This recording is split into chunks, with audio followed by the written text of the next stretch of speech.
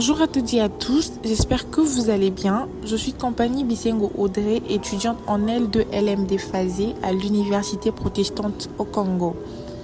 Aujourd'hui, je vous présente un thème central en gestion des ressources humaines, la planification des ressources humaines. C'est un processus stratégique qui vise à anticiper les besoins futurs en personnel et à s'assurer que l'organisation dispose des bonnes compétences au bon moment et au bon endroit. Alors, je vais commencer par définir la planification. La planification de GRH consiste à prévoir les effectifs, les profils et les compétences nécessaires à l'avenir.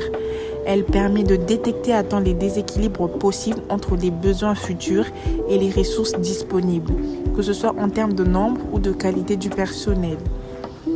Les objectifs de la planification des ressources humaines. Alors nous avons plusieurs objectifs, notamment anticiper les besoins en personnel pour éviter d'être pris au dépourvu, optimiser l'utilisation des ressources existantes en évitant les sureffectifs ou sous-effectifs, réduire les écarts entre les besoins futurs et les effectifs actuels. Et enfin, accompagner les évolutions stratégiques comme un changement technologique ou une expansion d'activité. Le processus de planification des ressources humaines. La planification suit plusieurs étapes clés. L'analyse de l'environnement, comme le marché, la technologie, la législation. L'étude de l'effectif actuel, l'âge, compétences, performance, la prévision des besoins futurs en ressources humaines, l'identité des écarts entre les besoins et les ressources existantes, et enfin la mise en œuvre des plans d'action, recrutement, mobilité, formation, reconversion, etc. Prenons un exemple. Je vais illustrer par un exemple. Une entreprise prévoit de s'implanter à l'international. Elle devra d'abord analyser les postes clés nécessaires à cette expansion. Ensuite, elle peut décider de recruter à l'étranger ou encore de former ses équipes internes aux langues et aux contextes internationaux.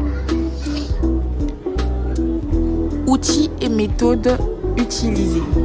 Parmi les outils utilisés, nous avons le bilan social qui fournit des données sur l'évolution des effectifs, la cartographie des compétences pour visualiser les savoir-faire disponibles, les entretiens annuels d'évaluation qui permettent d'identifier les besoins en formation, l'analyse SWOT ressources humaines pour situer les forces et les faiblesses du capital humain, et bien sûr les tableaux de bord ressources humaines qui centralisent les indicateurs de gestion. L'importance stratégique. La planification de ressources humaines est un véritable levier stratégique. Elle permet à l'organisation de mieux gérer les transformations, d'éviter les tensions sociales liées aux sous-effectifs et d'améliorer sa réactivité face aux évolutions du marché.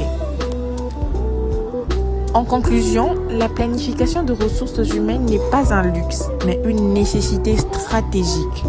Elle repose sur une bonne connaissance des ressources internes, une vision claire des besoins futurs et la capacité à mettre en œuvre des plans d'action cohérents.